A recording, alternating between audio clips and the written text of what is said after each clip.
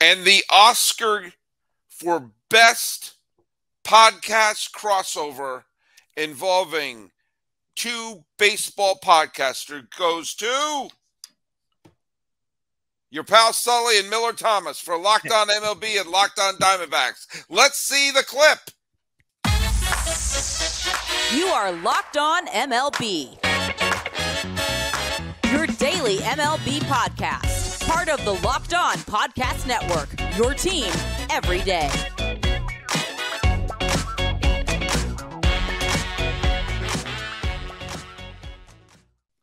Hello, baseball fans, and welcome to one of my favorite nights of all the year, although you're listening to this after it happened. This is Locked On MLB, Locked On Diamondbacks crossover. We're recording this on the 12th day of March, as we called it back in my native New England match of 2023. I am your host, Paul Francis Sullivan. Please call me Sully.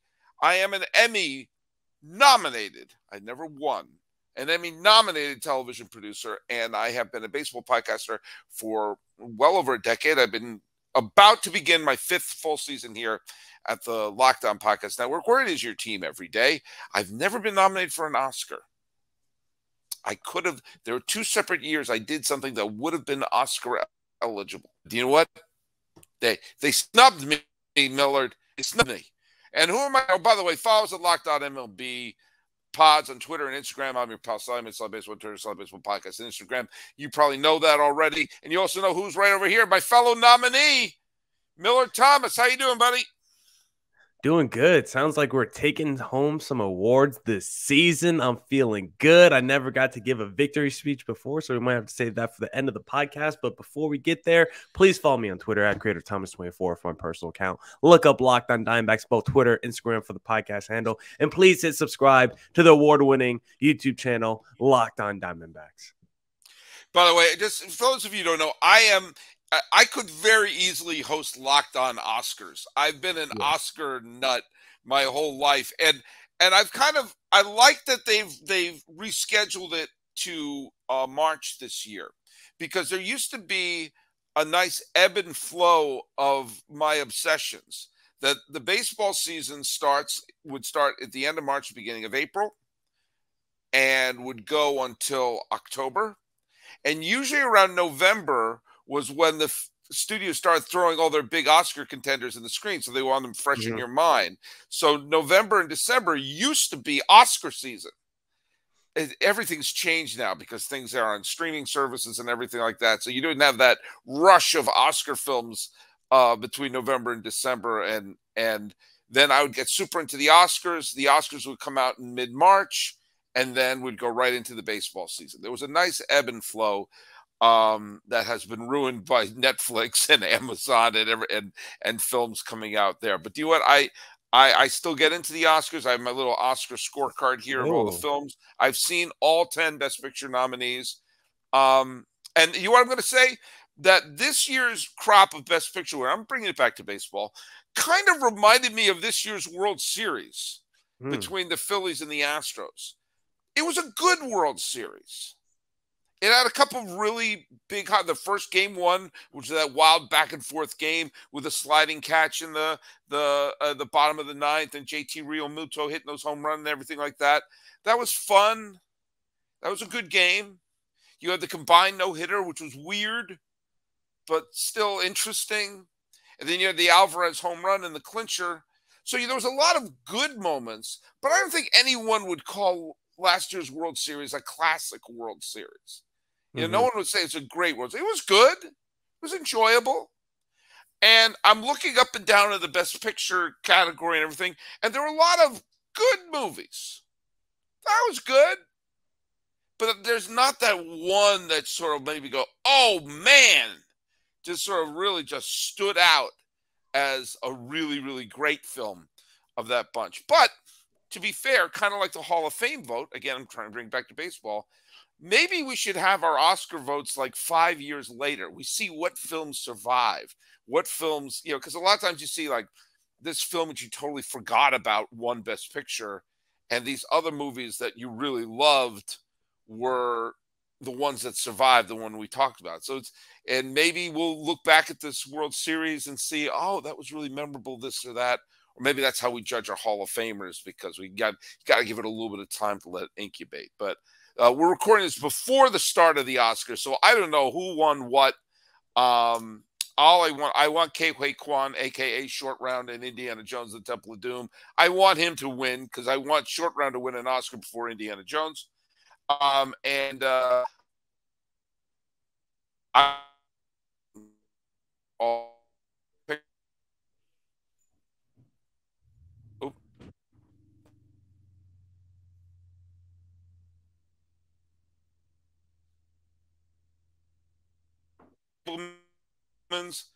we're bouncing around the videos, blinking a little bit here, so that we may be going into the multiverse of Everything Everywhere All at Once. If we start having the googly eyes, that's what we know. But there you go. Do you see any of the movies there? Everything Everywhere All at Once is the movie that I've seen. I probably saw it at least 5 times. I saw it in Isn't it great? twice. Isn't it great? Yeah, I think. Yeah, to bring it to the baseball reference, I think it might be the Houston Astros of this season. I think it might just run through all the awards and just completely sweep everything, because I think it's like, if you go on FanDuel, it's like the overwhelming favorite to win basically every award. Yeah, I hope it wins a bunch. I hope it wins a bunch.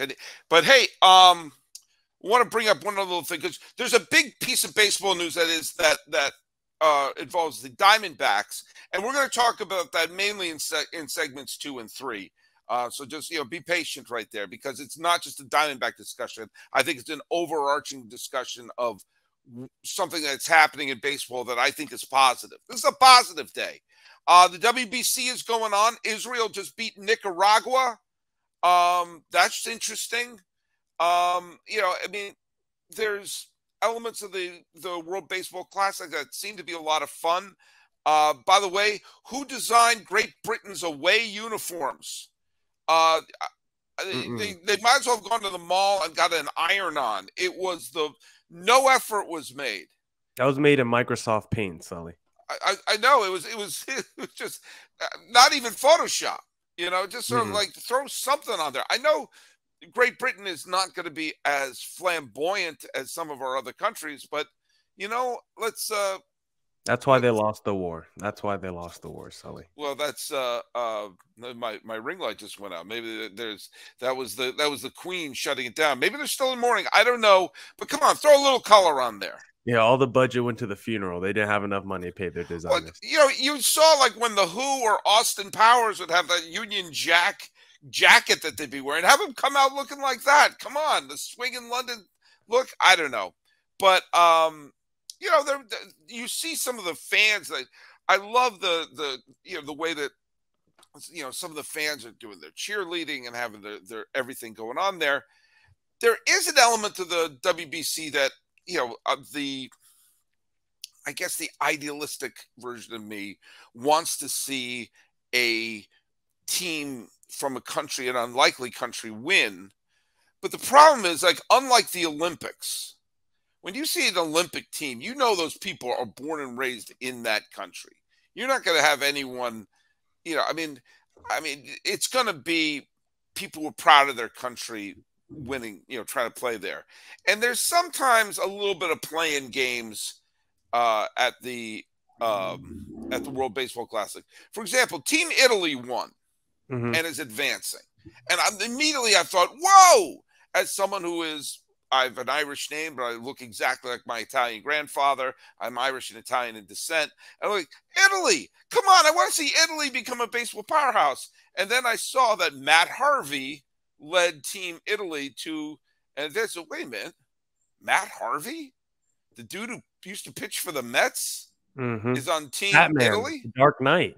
And then you look at the Italy roster, Vincenzo Aiello, born in America, Glenn Albanese Jr., born in America, Joe Benini, born in America, Ryan Castellini, born in America.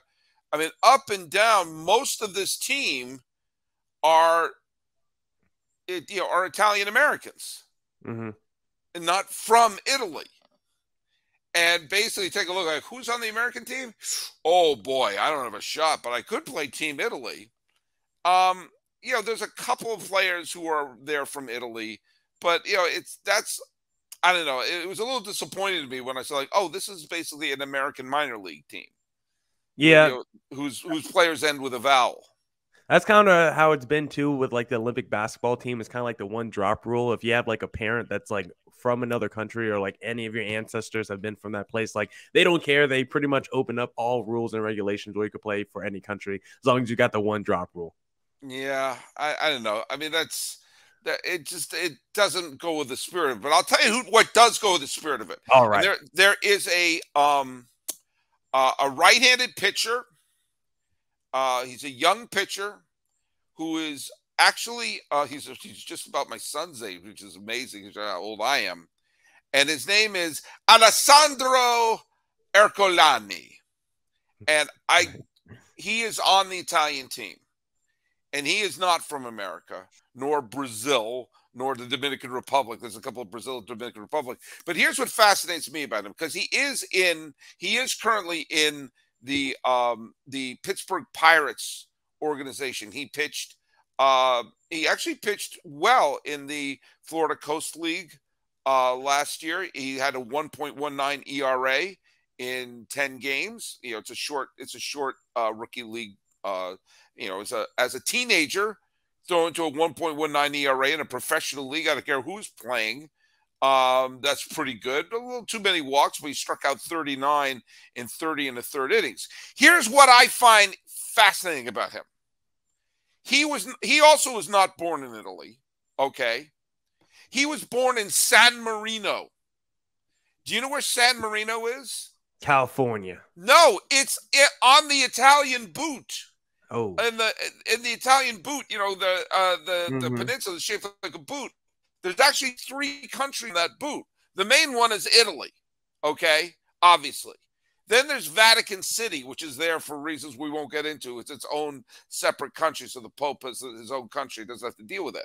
But Italy used to be made up of all of these city-states. We're talking way back in Romeo and Juliet time.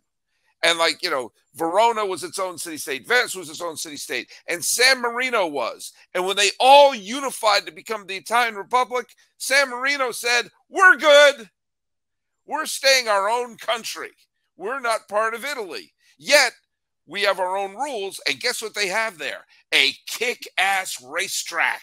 Formula One racetrack right there. F1? It's kind of like Monte Carlo. It's like this big, glamorous little Italian city. We say, oh, by the way, we're our own country. We got our own government.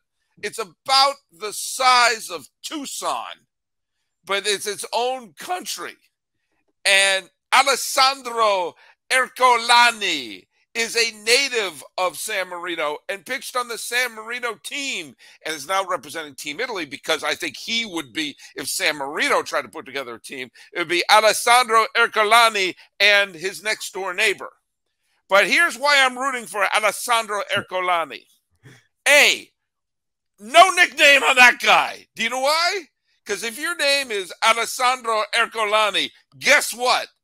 That's what you're going to be called. But I want him to go skyrocketing through the Pirates system. All right. I want him to make the major leagues. I want him to be the guy to put San Marino on the map and pitch his way to the major leagues. And he's in the World Baseball Classic because of Italy, and I guess it's because he'll join Italy in this case. But I'm going to keep my eye on you, Alessandro Ercolani, because I want you to come up. I want you to pitch for the Pirates. The 400 or 500 people living in San Marino. How many people live in San Marino? I got to find that out. I got to find out how many people live there. But I want him to do that, to make them proud. Make them proud. And if nothing else, San Marino, country in Europe, if nothing else, I want him to make people, when I said San Marino, you just went, whoop, no idea where that was. Nope. It is a country in Europe. And there you go. It's a mountainous microstate surrounded by north central Italy. It's one of the world's oldest republics. Some of the great architecture. Population, 33,000. Wow. That's a mediocre crowd at Dodger Stadium. But here we go. Yeah, I play this game at work called Wordle, not Wordle, but Wordle. They gave you like a little country outline, and you have to guess where it is in the world. My first guess for now on, I'm putting San Marino to see if San that's Marino every time. And looking at the Pirate system real quick, top 30 prospects, Alessandro's not in here, so we're showing some love. We're ahead of the scouts on this one. He's 18 years old, rookie league, pitching his heart out for Team Italy. Let's go. And let me just tell you something. Look, I don't have him down as the top prospect in baseball, but I think he is going to be just give the Pirates a little boost of energy when he makes it up there. And if you need a boost of energy, guess where you got to go? Got to go to a Built Bar. The Built March Madness bracket is here, and you know you have a favorite bar. Who's your favorite bar? I love the little brownie batter or maybe a cookies and cream. Yeah, they're really good. I love the puffs are pretty good. I love the raspberry, the mint chip. Now, here's your time to make it count. Go to builtmarchmadness.com to vote for your favorites. I'm going to be voting for raspberry. If it's on there, I'm going to put it in there. But if you want if you want to have your bar win, that's where you go to builtmarchmadness.com. And when you vote for your favorite bar or puff, you'll be entered into a drawing where 50 lucky Locked On listeners will get a free box of Built Bar, not valid in San Marino. Not only that, but one Locked On fan will win a 12-month subscription to Built to have Built's best bars or puffs delivered monthly straight to your door. You got to try Built. Built is the best protein bar ever, ever, ever. You don't believe me? Why would I lie to you? Seriously, they're so amazing. You won't think they're good for you. What makes Built bars and puffs so good? For starters, they're all high on protein, low in sugar, and covered in 100% real chocolate. That's right, real chocolate. So run to builtmarchmadness.com right now to vote for your favorite bar or puff and pick up a box while you're there. You can vote every day in March, so hop in and support your pick. That's right. Go to builtmarchmadness.com, and when you're there, sing the song, Built Bars. Vote for them. Hey, we're here with Millard Thomas. Welcome to Locked On San Marino. I got to just sort of say, you and I have been doing these crossovers for about a year or so, and sometimes we talk about the Diamondbacks, sometimes we don't, but there's a real honest to goodness reason to talk D-backs. Yes. And I'm gonna hand the reins over to you. For those of you who have been just so hooked on Israel versus Nicaragua in the World Baseball Classic, fill in people what's going on. Why am I bringing the D-backs up right now? That's because the D-backs are the top headline in Major League Baseball right now, which we don't get to say often because they just came to a record-breaking extension with Corbin Carroll because he is the first player in Major League history with less than 100 days of Major League service time to sign a 9-figure deal. That is Corbin Carroll, the number 2 prospect in all baseball, according to MLB.com. And according to FanDuel, the unanimous favorite to win the NL Rookie of the Year. Now, for Corbin Carroll and the D-backs, this is a great extension, I believe, because for the D-backs, you get to lock up the best prime years of Corbin Carroll. This is someone that's a speedster, an elite athlete, and he's someone that's probably going to slow down as he enters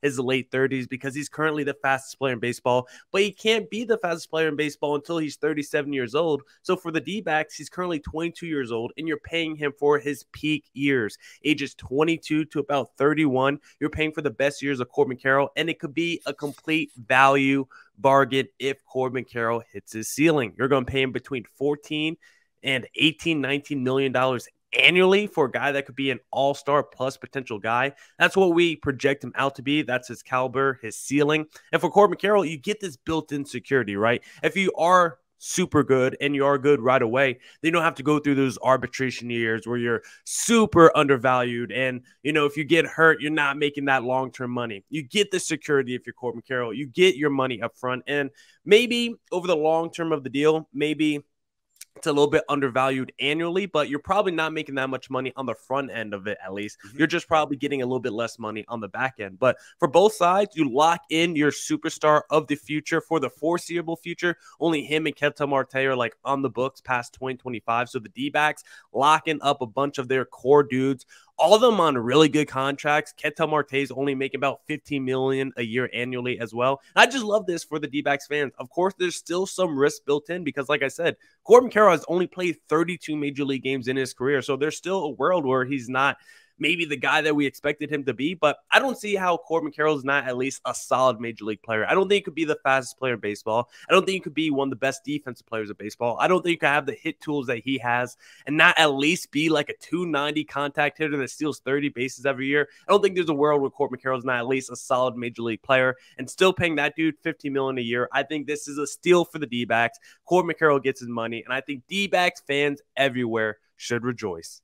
I think, yeah, you hit a couple of points. First of all, for him, he gets to be a millionaire up front. Yeah, now. The D-backs have no obligation to make him a millionaire right now. None. And so when you're going through, he's what, 22, 23 years old, and you look up and say, hey, you're a millionaire. Your dream of being, it's not a situation where we're going to look up and say, we're not doing that horrible dance where it's like, well, it turns out he has to go to the minor leagues until May 1st because he needs a little more seasoning on the chicken bone there. No, they're coming right out and they're saying, we believe in you.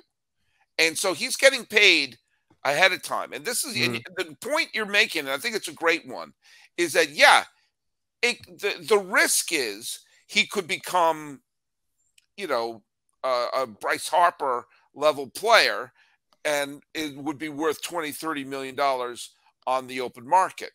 Sure. The other risk is, and he knows this, he could bomb. He could get hurt. He could slump. I mean, we've seen players who come up and have great starts or looked really terrific that don't quite work out. And he knows that if that happens, he's getting paid. And so there's that risk for the Diamondbacks. And the risk reward is, but if he turns out to be a superstar, we don't have to dismantle the freaking team. And so the other great point you're making here, and I'm going to talk about this on a much larger scale because I think the Diamondbacks are showing they're learning from another franchise right now. But we'll stick specifically to D-backs right now before we get to the larger philosophy. We saw that the Diamondbacks had developed a homegrown MVP caliber player in Goldschmidt, and saw that explode in their face where they had to trade him off to St. Louis. All right. D-back fans know that, all right, where the team is at least trying to put together a foundation. And not a quick fix foundation, not a reckless, we're going to go and try to sign this player or that player when they're not ready. No, Marte is going to be a very good player for the next bunch of years. And you also know that Carroll has all, I'm sorry, it took me a second. Carroll has all of the tools to be a potential all-star. And so that if you're trying to create a foundation, that some of the supporting pieces are going to change no matter who you are. But you got to have that core in there. And so right now they're telling their fans, hey, when we're developing a player, it's not to farm them out. It's not to send them off for parts. And so for the Diamondback fans, they must feel that there's something positive about that. For the Diamondbacks themselves, for the team themselves, to look up and say, we're actually going to try to do something. Instead of, it must be just an incredible amount of disappointment when you go into a year going like, we're going to stink this year, aren't we? Yeah, anybody who's good is going to get shipped off. Oh boy. Okay, here we go. Play ball. Yay. Especially when you're in a division where, for so long, San Francisco was so good and Los Angeles has been so great over the last decade and a half, and San Diego is trying to put together to come out and say, hey, there are 3 wild card spots. Why not us? And someone told me, I don't know if you know this, I looked this up. For a period of time, the Diamondbacks actually passed the Giants in the standings. Oh, yeah. Did someone tell you that? Yeah, I think for this deal, I think I think it covers both the risk and the upside of Corbin Carroll, because I was kind of nervous about giving Corbin Carroll an extension just because he's had such a small sample size on the major league level. So I was kind of nervous about what the number was going to be. Was it going to be like a Wander Franco, Julio Rodriguez type deal where you get 20, where you get like 20 to 25 million a year? I thought that would have been way too much for Corbin Carroll considering what we've already seen from him. Of course, I think he could be a player that's worth 20 to 25 million, but from the sample size that we saw, I thought that would have been too much money if we gave him that money up front right now. I would have wanted to see a full season of major league service time from Corbin Carroll before we gave him that kind of deal, but I think the value that we gave him just fits everything perfectly because you don't give him too much money. You're not breaking the bank with Corbin Carroll, but at the same time, if he is someone that turns into a superstar type player, you're getting him on a major value, on a major bargain of a deal. And you're just taking away all worries and doubts from D-backs fans. You don't have to think about, are we going to have to do this arbitration dance every season? Are we going to somehow build a rift with Corbin Carroll? Because when you go into those arbitration hearings, those teams have to lay out all the reasons why this player shouldn't be paid. And players say it's not personal, it's just business. But it's hard to not get emotional when you hear that your team ripping you down in these negotiations to not get you paid. So you get to take away all that with Corbin Carroll. You get to lock him in with security, and you know he's going to be here for the next 8 years. No worries about his contract or extension or anything like that. Breaking the bank for Corbin Carroll. You know what he's going to be. You know he's going to be here, and that's why it's such a satisfying feeling. And think about what that means when, as I said, you're getting rich quicker. You may get more rich later, or you may not. It's kind of I've made the analogy. It's deal or no deal. You open up that suitcase and all right, that's not the biggest value, but it's also not a $2 bill. It's you're going to walk away with, more money than you can ever spend in your life. But also, I mean, think about what you just said there. We mentioned this a little bit when we talked about San Diego. Again, we're going to talk about this specifically in segment 3, but you circumvent the nastiness of the arbitration. You circumvent what that does. That you, by definition, you have to have an antagonistic relationship with ownership. Let's do away with that. I don't like arbitration. It's so disgusting. Well, here's the deal. And again, this is not going to go a super long history lesson from your pal Sully, but arbitration was necessary before free agency. Because everyone players couldn't go to free agency. They were the reserve clause. The team could just renew their contract. And they also didn't know what other players were making. So the A's could sign a player for this amount of money. The Yankees or the Red Sox could sign for this amount of money. They wouldn't know what it was. And there was any level of uniformity to what Vida Blue would make versus what Carl Yastrzemski would make. And this guy could win the MVP this year, and the owners would say, well, we'll give you a $500 raise. And this one wins the MVP, so we'll give you a $10,000 raise. There was no rhyme or reason. And because they couldn't go to the open market, this at least said, hey, you have to pay the guy at least what market value is to a degree. Now, I think when free agency came about, they should have done away with arbitration. That should have been part of it. They should have made free agency start earlier, because then if someone makes a bad signing, or overpays someone, suddenly that becomes, hey, you that 230 with 15 home runs, but this guy overpaid. So that's everyone with 230, 15 home runs comes to the arbitration. Yep, that's what the market says. It means that one person's mistake becomes everyone's mistake. But arbitration had a purpose, and I think that purpose has gone away in the advent of free agency. And that whole adversarial, sometimes you want to – the players and the owners in baseball have had such acrimony over the years. And I wonder if you start removing some of the Jenga pieces of anger, like taking arbitration out. Like it's not part of the culture that when you start to play well, you have to sit in a room and listen to how you suck from the team. Mm-hmm. The Diamondbacks circumvented that here. And I would like to see more teams do that. But at least they're saying, we're going to put together a team and we're going to try our best to get along. We'll try our best to make this be a good place, a place that maybe you'd want to stay and maybe want to win.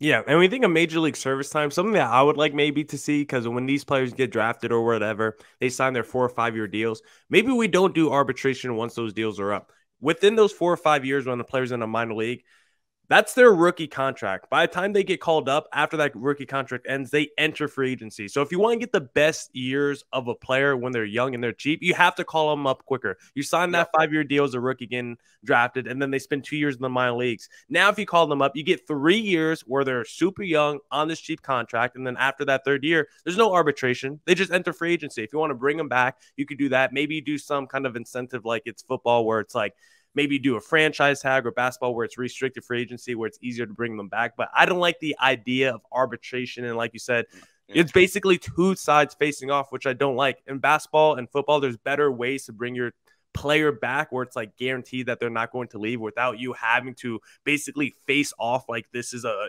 Captain America's Civil War, and you got the 2 Avengers, Captain America and Iron Man, going against each other. Saw that movie last night for like the 5th time, so it's on my mind right now. So just get away with arbitration and let's get a more harmonious relationship, because this is why there's such bad blood between front offices and players, because we guys still do stuff like this where you get them in a room and they have to yell at each other. It seems like such an antiquated system. I think there's a better way to get the best bang for your buck from these young players without having to break the bank long term. And the Diamondbacks are not the deepest pocket of the team. No. I mean, and so you gotta, when you're making decisions for jobs on your team, you got to make smart decisions. Kind of like if you're a small business. Now, these days, every new potential hire can feel like a high-stakes wager for your small business. You want to be 100% certain that you have access to the best qualified candidates out there. That's why you have to check out LinkedIn Jobs. LinkedIn Jobs helps you find the right people for your team faster and free. And you can add your job onto LinkedIn, put the purple hashtag hiring frame on your LinkedIn profile to spread the word that you're hiring. Simple tools like screening questions make it easy to focus on candidates with just the right skills and experience, so you can quickly prioritize who you'd like to interview and hire. It's why small businesses rate LinkedIn Jobs #1 in delivering quality hires versus leading competitors.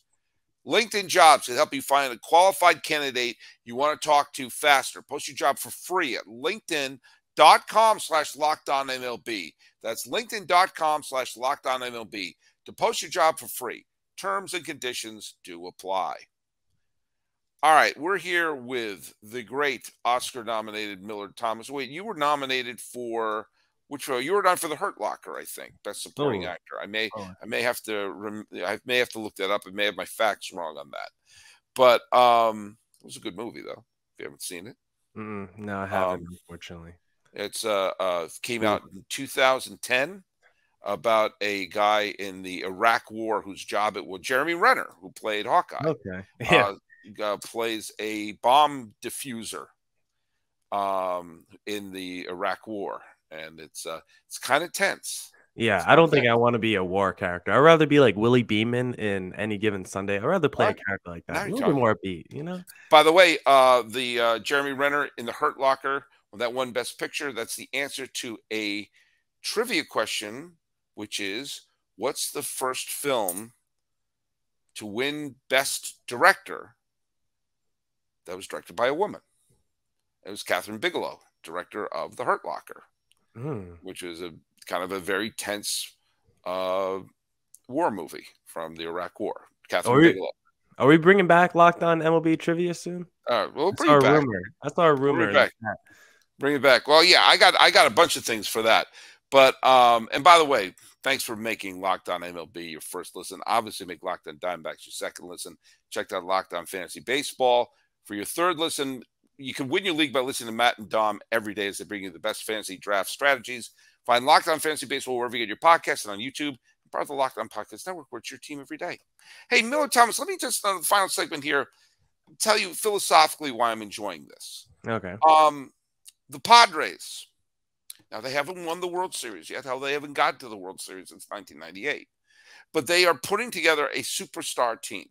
Some of the players are homegrown. Some of their players were acquired. But either way, they have, with the signings of Bogarts, the signing of Machado, the signing of Tatis Jr., looks like Hader's going to be around for a while. They want to lock up Soto for the long term. Darvish, they have put together a team where San Diego fans at least know the team is saying, hey, we're not New York, we're not Chicago, we're not Boston, we're not San Francisco, but we're going for it, and we're going for it for the next few years. So climb on board. One of these years, it's all going to click together, and you're going to love it. Arizona seems to be taking a little bit of that lesson to heart, that they're telling their fans, hey, we're going to keep our good players. And you know what? We're not saying we're going to win it every year. But one of these years, like an eclipse, everything will line up, kind of like how it eventually did for Washington, like how it did for Atlanta. And one of those years, if you stick with us, a player you will recognize, kind of like when Freddie Freeman was jumping up and winning, or kind of like when Steven Strasburg won the World Series MVP for Washington, someone you'll recognize is going to win. We're going to win a World Series title. So climb on board, and we're going to keep our good players. And we'll, you know, basically, if we want to have a good product on the field, we're going to have to spend some money. Mm-hmm. So we may spend some money earlier. Let's start putting this team together. And instead of being, oh, let's cut every corner, and oh, we can't do that. It's poor Diamondbacks. We can't do anything. Cupping out clip-on, you know, coupons there. Like, oh, we're going to go to Ralph's. You know, no. They're saying we're going to try to put a product on the field. And the Diamondbacks, I think, are learning the San Diego lesson, because there was a thing I saw on Twitter, which was the Padres have to deal with the fact that their season ticket requests are going off the charts right now. They're selling tickets like crazy. San Diego's like, we're in, show us. And guess what? There's going to be, if they do this right, the park in Phoenix, which I almost called the Bob, is going to be so filled. There's going to be the swimming pool will be packed. So I want to see more teams take this mindset of, okay, if we're going to be good, let's keep our good players. Let's put a product on the field. It's entertainment. Damn it! Yeah. It's summer entertainment, like Jaws, like Star Wars was when I was a kid. Also baseball. And it's the perfect sport for the internet age. Get those stars on there. Don't have an antagonistic relationship with them, and keep them together so the fans can get to know them. So good on the Diamondbacks for at least taking the steps of putting a good, fun product on the field and telling their fans, guess what, folks? You can buy those uniforms. You don't have to burn them anytime soon. This guy's not going to be traded to St. Louis anytime soon. Yeah, and for the quote-unquote small market teams, this is the way to circumvent the idea of, we have Manny Machado here for all these years. He's gone through the arbitration process, but now it's like, do we want to pay this guy $300 million? Can we afford that? Guess what? You pay that guy $150 million 8 years earlier, and then you don't have to worry about that, and you still get all the prime years. That's what the D-backs are doing here. If you want to compete with the Padres of the world, you're going to need star talent, and the way to get that is for the D-backs is through homegrown, through the system. And if you want to keep those players, because the D-backs are kind of showed you, they're not going to go out there and keep the guys like Paul Goldschmidt, right? He was a homegrown player. He was an MVP. He was a MVP-type player, face of the franchise, but they let his contract get way too far down the line, and they weren't going to pay him the exorbitant money that he was owed and what he was worth. And he was a guy going to enter his early 30s, and the D-backs didn't want to pay him that amount of money for a team that they felt like wasn't going to win a World Series in the near future. But when you look at the way the D-backs are building it now, you're going to get your all-star level players. You know, it's a little bit of a risk because you're betting on these guys way early. But if these guys hit, then you're getting all these guys for super value contracts. And that's the way you keep the talent in the building. You're paying them under 20 million, 15, 16 to get that all-star level player in the building, keeping him long-term. But also not breaking the bank at the same time, because we know teams like the D-backs are going to make the claims that they're poor and they don't have the money and they can't go out there and spend like the Padres and the Dodgers of the world. They're not going to drop the bags on these $25 to $30 million players. So it's easier for them when they think they have one of those players in the building, before they even pop, when they have that little diamond in the rough, they just see the little shine of the diamond. They haven't even dug it out the mine yet. They haven't even done the digging yet. They haven't done the polishing yet. Yeah, they haven't blown it off yet. While it's still just a little flash of diamond, they said, you know what? We know this diamond's going to be worth $30 million, so let's pay him $15 million right now for a long-term deal and lock him up so we don't have to deal with it, down the road, because we've seen other teams do this. The White Sox locked up Eloy Jimenez and Luis Roberts to really cheap deals early. The Braves have been doing it with the Ronald Acuñas of the world. Braves do it better than anybody. Yeah. Braves have the formula down. The Braves are going to be really good for the rest of this decade, and there's going to be a lot of people you recognize on that squad, and they'll probably win another pennant along the way. So I think that's the model of what the D-backs are going off of. You look at the Braves. Yeah, Ronald Acuña, he signed a $100 million deal early before he really even popped. They've done it with Michael Harris. They just did it with Austin Riley. Like, I love what the Braves are doing. I think the D-backs are following in that path of locking up these dudes who you think could be future superstars early in their careers before they break the bank down the line. And look, I liked Moneyball, which was an Oscar-nominated film about 10 years ago. Maybe one of my top 5. I love that movie. And yeah, when the Rays do their thing, it's like, wow, I don't even know how they do it. But you know what? As a fan, seeing that revolving door of people, like, part of being a fan is getting attached to a player. Mm-hmm. And I know plenty of A's fans. I know many, many A's fans. And I know my share of Rays fans as well who love their team. But they do get a little crestfallen, like, oh, I liked him. I was hoping he'd stick around. Oh, yeah. I liked Olsen. Oh, wait, we lost Murphy? Okay. No, because in the back of my mind as a D-backs fan, knowing Corbin Carrolls and the Drew Jones and the Jordan Lawlers are coming up, in the back of my mind, I am thinking, are these guys going to hit their ceiling, look like future MVPs, and then walk in free agency? Is that going to be the ultimate destiny? Once all these guys are actually good at the same time and all hitting their stride, are we only going to have 1 to 3 year window of all that before they all try to sign $25, $30 million contracts in free agency? That was something that was always in the back of my mind as we saw this team grow and get better. But now, looking at the D-backs' new philosophy, it seems like we won't have to have those worries because of the Drew Jones and Jordan Lawlers flash enough early. It seems like the D-backs will probably lock them up as well. And that's what you want as a fan, right? You don't want these guys to hit their ceiling and then leave in free agency. That's the worst thing that can happen to you. So I'll rather pay these guys early, take the risk, take the gamble, because I still think you could trade a Corbin Carroll. Even if he's not as good as the number 2 prospect in all baseball, I still think someone would take the fastest player in baseball on a $15 million contract. So these guys are still assets, even if they aren't as good as maybe we make them out to be when they're, prospects. Well, then eventually everything lines up and you win. And you know what you say when you win? You say, I want to thank the members of the Academy. I want to thank everyone at Universal and everything like that. You know what? I'd like to thank the members of the Academy. I'd like to thank Millard Thomas for being there this whole time. Thanks for collaborating with us. I want to thank my family. And of course, I want to thank the good people at LinkedIn Jobs and at Built Bar for making this possible. Millard Thomas, tell people where they can find you. Follow me on Twitter at CreatorThomas24 for my personal account. Look up Locked On Diamondbacks on Twitter, Instagram for the podcast handle. We're approaching 400 subscribers on YouTube. So please hit subscribe on the Locked On Diamondbacks YouTube channel. And follow us at Locked On MLB Pods on Twitter and Instagram. I'm your pal Sully. I'm at Sully Baseball on Twitter, Sully Baseball Podcast on Instagram. And check out in a couple weeks, I'm working on, there's going to have the In Memoriam video from the Oscars tonight. I'm working on the baseball In Memoriam that I do every year. I've done every year since 2014. And man, we're adding more and more names to it. Jesus Alou of the Alou brothers, may he rest in peace. We lost him over the weekend. And the Alou brother, at one point, the Giants had Felipe, Jesus, and Matty Alou in the same outfield. The Alou brothers, and Matty wound up winning his World Series with the A's, and later Jesus won with the A's.